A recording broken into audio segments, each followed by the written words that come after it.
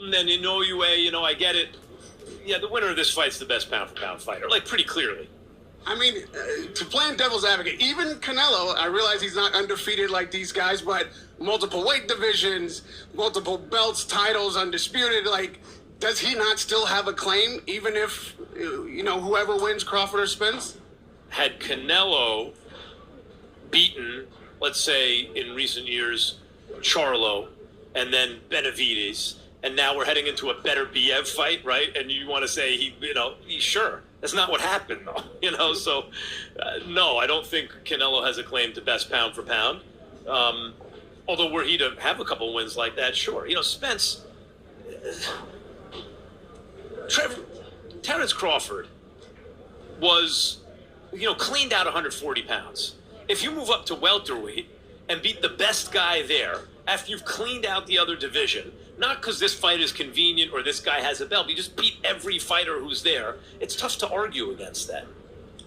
Almost everybody I speak to, as much as they want to see the fight, say Crawford, like immediately. They're not even debating it. Are they making a mistake? Well, time will tell. I mean, in the end, if you make me pick, I'll pick Crawford. But it's one of those fights like Leonard and Hearns where, I was a Sugar Ray Leonard fan, and I remember reading an article where Emmanuel Stewart was explaining why Tommy Hearns was going to win. And when he was explaining, I'm a little kid reading this going, he's right. What the hell is Sugar Ray Leonard going to do to win this fight, right? Like, how do you can't box with a guy. You can't get inside the right hand. If you do, and you somehow, then he'll outbox you. That's how it is like with Spence. Like, yeah, you're going to beat Spence, right? Well, wait a minute. High volume puncher who can also box and beat you behind a southpaw jab at distance with defense and footwork and a jab, has a great chin, has a very high work rate. There's mustard on all those shots, head and body. How do you beat that guy? Well, Sugar Ray Leonard figured it out. Crawford's the type of dude to figure it out. And I think that's why he's the slight favorite, maybe. Those are the words of Kellerman. Okay? Max Kellerman has, first of all, shut down any claim that Canelo is pound for pound. Now, Canelo was there for a while based on what he did at a certain division. But according to Max Kellerman, as you guys heard, shout out to Radio Raheem, that he doesn't have a claim to pound for pound. And I have to agree, and let me explain why.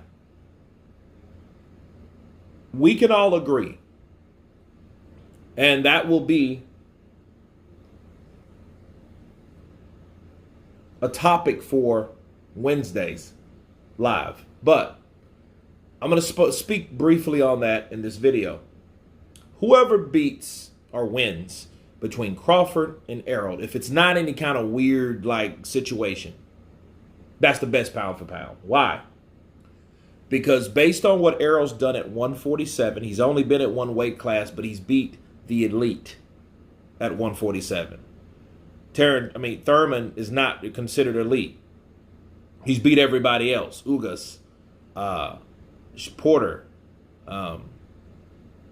Garcia. He's beat the top guys there. That guys that call themselves anybody at that weight class, he's beat them. That's Errol Spence.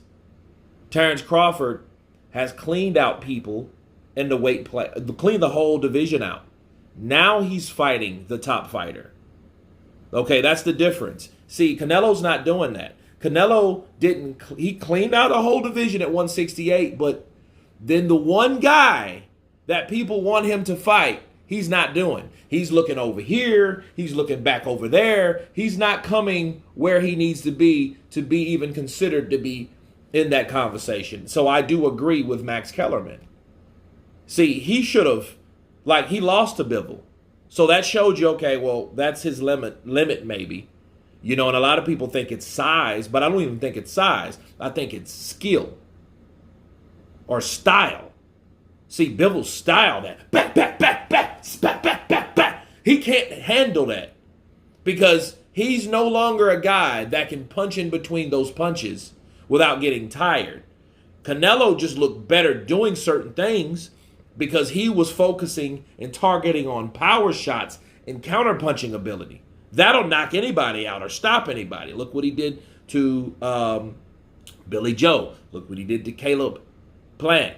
Look what he did to Caleb Smith. Look what he did to these guys. He hurt them and broke them down or knocked them out or stopped them with power shots. And those power shots were set up and they were attacked and thrown with counter punches.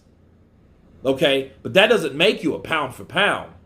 See, he couldn't figure Bivol out like people expect, or like Terrence Crawford had to figure these guys out, like Porter and like he did Brook, and, you know, like he broke down Khan and made him quit. You don't make Khan quit. Khan gets knocked out. Because Khan, as far as I know, up until that fight, was never a quitter. You hurt him badly, you wobbled him, you either dropped him or stopped him. But you did not, I repeat, you did not make this man quit, and he quit. Because Terrence Crawford beat this man 10 ways from Sunday and made him quit. He took one shot and like, you know what, I'm done. So no, Canelo's not doing that. Canelo's doing all this easy stuff because he thinks that he can get by and still stay famous on yesterday's success. And that's not how it works in boxing.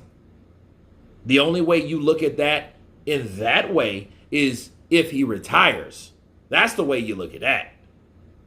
If Canelo retired, then that's all you have is based on what he's done because he's not going to do anymore. Okay? So, no, I agree with Max Kellerman. He should not be pound for pound because he's not fighting a Beterbiev. He lost to Bivol, and he's damn sure ain't fighting David Benavidez. So, you guys tell me what you think about this particular discussion concerning Canelo Alverez. Of course, please subscribe. And you guys been Counterpunch. Peace!